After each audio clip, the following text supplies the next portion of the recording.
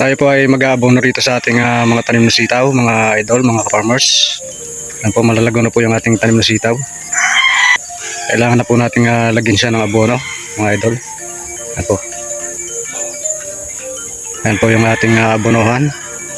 At mamaya pakikita ko po sa inyo yung gagamitin nating abono para dito po sa ating mga tanim na sitaw. At ganoon din po yung ating tanim na okra. Kaya abonohan din po natin. Ito po. Yan po. Yung ating tanim na okra, abonohan din po natin dahil sa medyo namumutla na rin po siya. Kailangan na rin po niya na abonohan. At medyo madamo na rin po siya, kaya kailangan din natin damuhan na rin siya. Pero bago po yon ay mag-aabono po muna tayo, mga idol.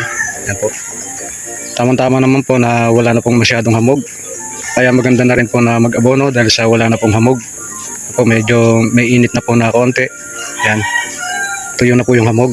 Kaya okay na po tayo mag-abono. Ito nga po pala yung ating gagamiting abono, mga idol, mga farmers. Yan pong urea 4600. At ito pong 1414 na complete fertilizer. Yan, pagsasamahin po natin yung dalawa na yan para iabono nga po natin sa ating tanim na sitaw at tanim po natin na okra. Imimix po natin siya dyan po sa may plangganang maliit na yan po. Yan, dyan po natin siya imimix. At pagkatapos po ilalagay na po natin sa ating pong mga tanim na sitaw at tanim na okra. Yan po. Yan po mga idol, mga farmers. Tayo po ay magsisimula na pong mag-mix ng ating pong abono. Yan po ay mix na po natin yung ating gagamiting abono, mga idol, mga farmers. Anahin po natin ito pong urea 4600.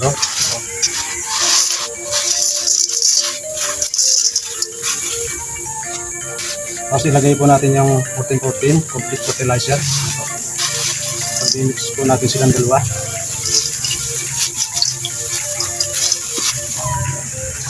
Tapos mix po natin.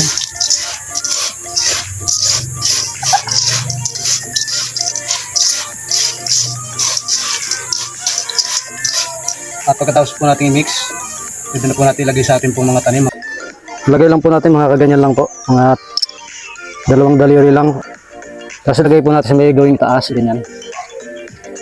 Pag medyo slope yung lupa, sa may gawing itaas po natin ilalagay para pag umulan, hindi po siya maanod basta-basta.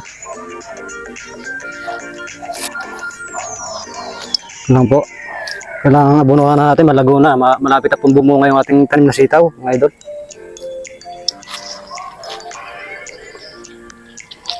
Yan.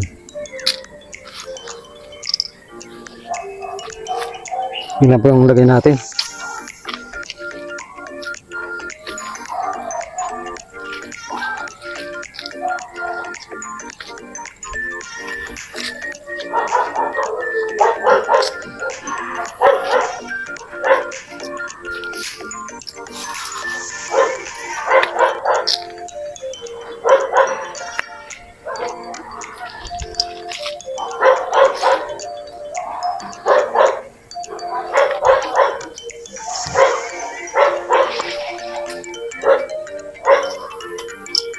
Ganda po mag-abono ngayon, medyo tuyo na yung hamog.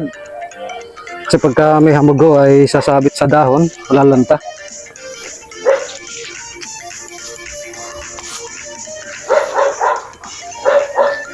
So, may madamo na rin dito sa lugar na ito, mga idol, mga farmers.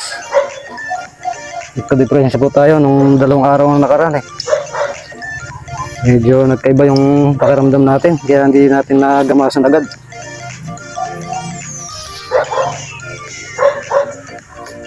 Pero after nitong mag-abono tayo, magagamas na ulit tayo, mga idol. Inaabutan tayo ng damo.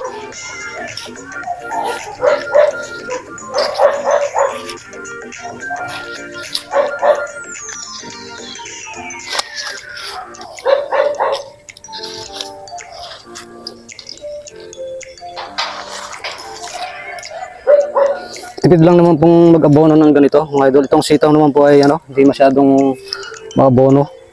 Hindi masyadong kailangan abono nitong sitaw. Basta may lang, pang-alalay lang po, mga idol. Pang-alalay lang na abono. Para hindi lang siya mamula.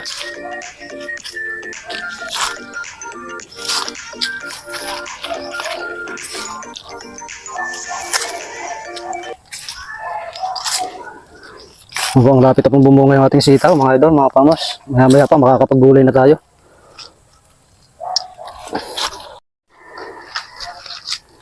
So dito po tayo sa may gawin ito mga idol. Diba?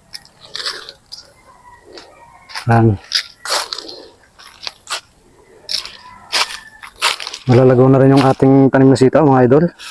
Ito. Marami na siyang kaway. Ito. Ang iba nga po ay may bunga na eh. Ang iba naman namumulaklak na mga idol. Ano?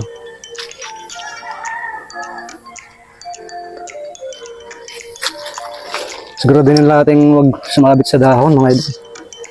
At medyo may hamog pang konti. Ayan. So, kailangan ibabahan natin din yan para hindi lang sumabit sa dahon.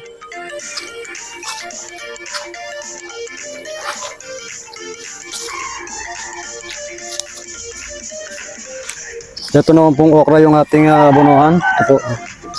Medyo malalago na rin po yung ating tanim na okra mga idol.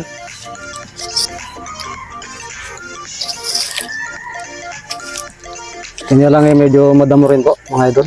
Dahil sa tag-ulan nga po, mabilis sa pumalagay yung mga damo. Kaya kailangan din nating magamasan din to.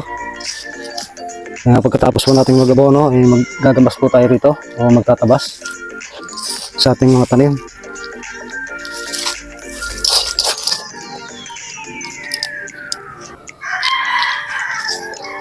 At mabilis din po itong ating tanim na okra mga idol. Maya maya po ay may bunga na rin po ito.